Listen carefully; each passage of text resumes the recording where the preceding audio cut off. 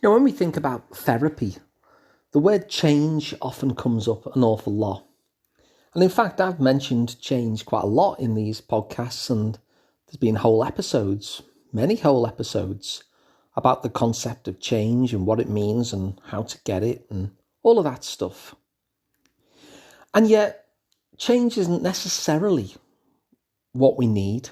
Change isn't necessarily the thing that we're looking for in any particular moment. And so, as much as we often think in terms of change being the thing that people are after when they come to get this kind of support, or they're looking for support, from another source, whether it be from a book or a course or a friend or whatever, or a podcast. Sometimes it isn't really change that we're after, is it? Sometimes it is, but sometimes what's really going on for us is that there's some external event which has just impacted us. I mean, I'm recording this in the middle of this global pandemic, and that's a good example of one. Many people are fraught and have had some of their key supports taken from them, whether that be activities that are useful for them, that keep them going, or, contact with people even has been taken from us as well, hasn't it? There's certain people who are important to us that we've not been able to see or have contact with or be in the presence of. And so that's one example of a time where something external happens that just impacts us, or it might be a life event or whatever. And so it isn't necessarily change all the time that we're looking for or needing.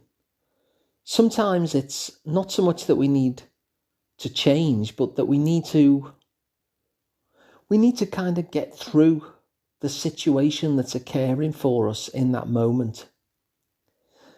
And in many ways, in those kind of external situations that impact us in life, that come along from time to time, sometimes an emphasis on change can actually be a bit counterproductive. It can put a lot of pressure on us at a time when what we really need is some self-care, some self-compassion, some gentleness towards ourselves. Sometimes what we really need is to look after us. And that doesn't necessarily involve change so much. It just involves us taking care of ourselves. And so the opposite of change isn't necessarily staying put. Sometimes the opposite of change is that kind of level of self-care, that something actually really is happening, that really is impacting us. And even though we can't control this, like at the moment, we can't control this pandemic, it's all kind of happening independently of us. Of course, there's certain things that we can do to influence its course, but it's there. Then it can be really valuable to focus on that kind of looking after ourselves, that self-care, that ability to be able to help ourselves relax and be gentle with ourselves and take the pressure off ourselves and not pile too much responsibility onto ourselves. Sometimes that's what we need rather than change. We just need to be in the situation in a way which is kindest to us. And so that's the focus of this podcast, really. It's that sense that there are times to go easy on ourselves. There are times where we just need to be in this situation as it is, in a way which is kind and gentle and easy on us. Sometimes when we're already rocked and rocking, change isn't necessarily what we need just at that point. Sometimes we just need to settle the ship first before we start looking at changing its direction. And so if that resonates with you at the moment and you're thinking, yeah, that's what I need. I don't need the pressure of change right now. I need to steady this ship before I start looking at changing its direction. I need to be kind to myself. I need to allow myself to relax. I need to take the pressure off, not put some more on. Then if that does resonate, my kind of question for you, I suppose, is to picture what tomorrow or maybe the day after or any day this next week that feels most appropriate for you to pick. But you're in this situation that you're in. What would that kind of day look like if you were to have that level of self-care that you've just noticed that you need? And you can start at the beginning, You can start just waking up. You don't even need to have opened your eyes yet. And just think what it is that you would need.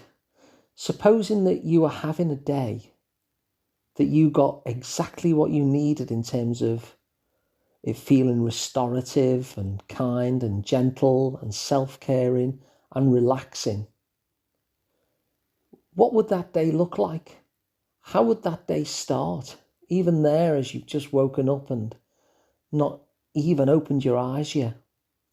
And as the day unfolds, what is it you notice about that relaxing, self-caring day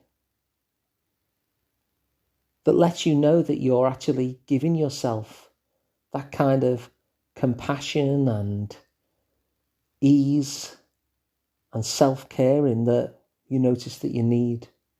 What are the things that you see yourself doing or feeling or thinking, or where are you being? And again, still in this situation, which is why I've picked something in this coming week. But what does that look like? Suppose that you actually get the kind of day that you most need in order to restore yourself again, in order to steady that ship, in order to feel relaxed and cared for by you. Suppose you got that day. What does that look like? Let the day unfold and notice what a day looks like that restores you, where you don't have any pressure to change this or do that or change the other. You can just be, steady the ship, get that restoration that you need, get that relaxation and self-care that you need. What is that for you? If you had exactly that day that you needed, maybe tomorrow, maybe the next day, maybe the day after that. But when you think of that, notice what's going on. Notice what you do for yourself. Notice how you enjoy that day in such a way that it cares for you. Because if any of this resonates, that might be just the exact kind of day that you need. And so if you found this useful, please do share it, because I'm sure, especially right now, many people will find that useful as well. That permission just to look after yourself. And if you'd like to subscribe to the podcast, then you can. It's completely free wherever you get them. If you prefer videos, it's on sliceoftherapy.com. And if you prefer to work with me one-to-one, then I'm Alun Parry. And you can find me at liverpoolpsychotherapy.co.uk. So thanks for listening, and I'll be back again tomorrow.